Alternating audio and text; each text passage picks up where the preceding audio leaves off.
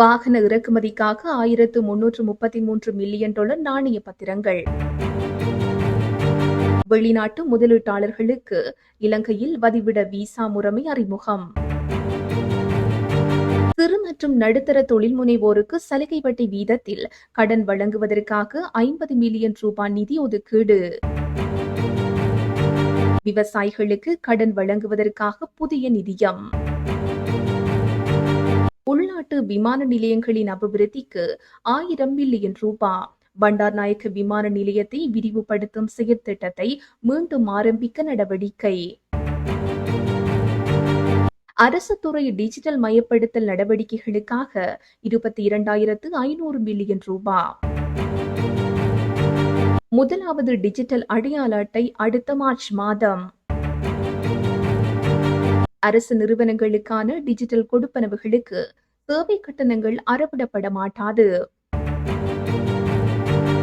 Digital அணுகலை வலுப்படுத்தவும் digital மயமாக்கல் பணிகளுக்காகவும் $3000 மில்லியன் நிதி ஒதுக்கீடு. அஸ்பிசும பயனாளர்கள் மற்றும் குறைந்த வருமானம் பெறும் குடும்பங்களின் பிள்ளைகளுக்கு புரோட்பேண்ட் வவுச்சர். போதைப் பொருள் பேரழிவை கட்டுப்படுத்த $2000 மில்லியன்.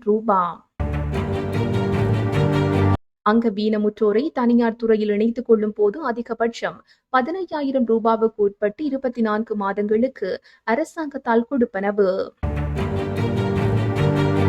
டிஜிட்டல் தொழில்நுட்ப திட்டங்களின் கீழ் நிர்மாணிக்கப்படும் புதிய கோபுரங்களுக்கு அமுலாகும் வரியை 5 வருடங்களுக்கு இடைநிறுத்த பரிந்துரை. பல்கலைக்கழக மாணவர்களின் மகபுல மற்றும் புலமை பரிசில் கொடுப்பனவு $2,500 அதிகரிப்பு. கல்வி பீடங்களில் மாணவர்களுக்கு மாதாந்த கொடுப்பனவு $2,500 அதிகரிப்பு. குறைந்த வருமானம் பெறும் அங்கவீனமுற்ற பிள்ளைகளுக்கு வைத்திய பரிந்துரைக்கு அமைய மாதாந்தம் $5,000. தொழில் கல்வியை மேம்படுத்துவதற்காக $8,000 மில்லியன். 5,000 தொடக்கம் 10,000 நபர்களை உள்ளடக்கி நாடளாவிய ரீதியில் ஆரோக்கிய மத்திய நிலையம்.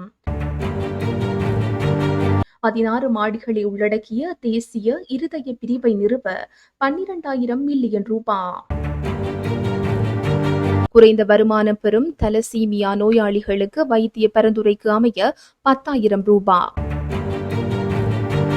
பெருந்தோட்ட தொழிலாளர்களின் நாளாந்த சம்பளத்தை எதிர்வரும் ஜனவரி முதல் $1,550 வரை அதிகரிக்க யோசனை.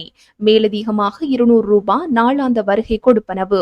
மொத்த நாளாந்த சம்பளம் $1,750.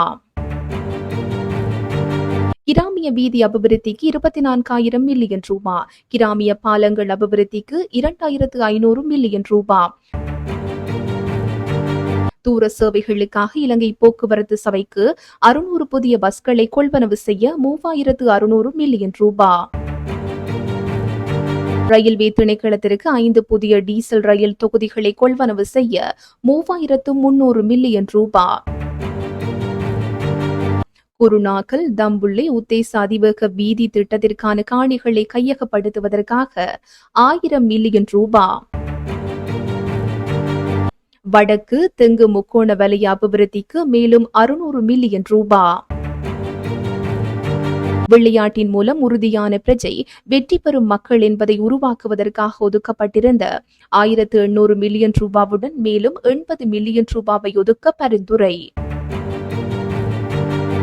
பெரிய வெங்காயம், உருளைக்கிழங்கு, சோளம் ஆகியவற்றின் உற்பத்தி மற்றும் களஞ்சிய வசதிகளை மேம்படுத்த $1,000 மில்லியன் வழங்க பரிந்துரை. செயற்கைக்கோள் தொழில்நுட்பத்தை பயன்படுத்தி மீன்பிடி வலயங்களை அடையாளம் காணல் மற்றும் அதனுடன் தொடர்புடைய தகவல்களை மீனவர் சமூகம் வினைத்திறனுடன் மேற்கொள்ளக்கூடிய பொறிமுறைகளை தயாரிக்க $100 மில்லியன் ஒதுக்கீடு செய்ய பரிந்துரை. பிரஜா சக்தி திட்டத்தினூடாக சகல மாவட்டங்களுக்கு நிதி ஒதுக்கீடு.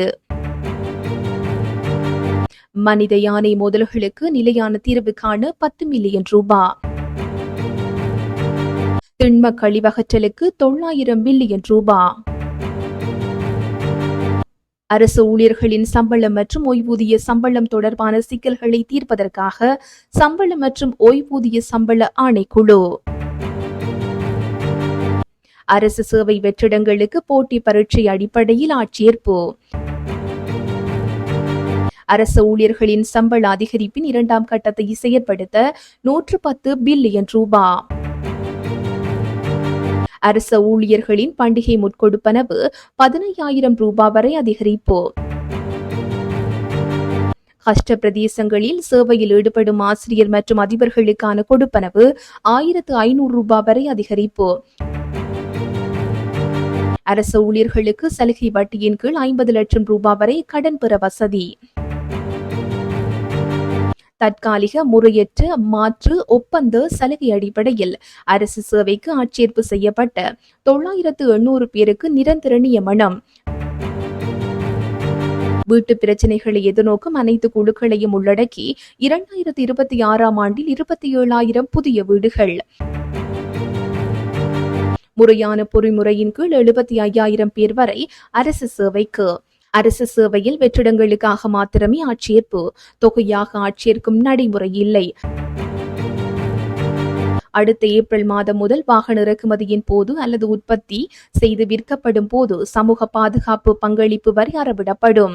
15% மற்றும் 20% இருந்த சுங்க தீர்வை வரி வீதங்கள் 2026 ஏப்ரல் முதல் 10%, 20% மற்றும் 30% என திருத்தப்படும். 2020க்கு முன் ஓய்வு பெற்றவர்களின் ஓய்வூதிய வித்தியாசத்தை நிவர்த்தி செய்து திருத்தப்பட்ட ஓய்வூதியத்தை 2026 ஜூலை முதல் வழங்க 20,000 மில்லியன் ரூபாய் நிதி ஒதுக்கீடு. இத்துடன் இன்றைய பிரதான செய்திகள் நிறைவு பெறுகின்றன. உச்சி மீது வானிடிந்து வீழுகின்ற போதிலும்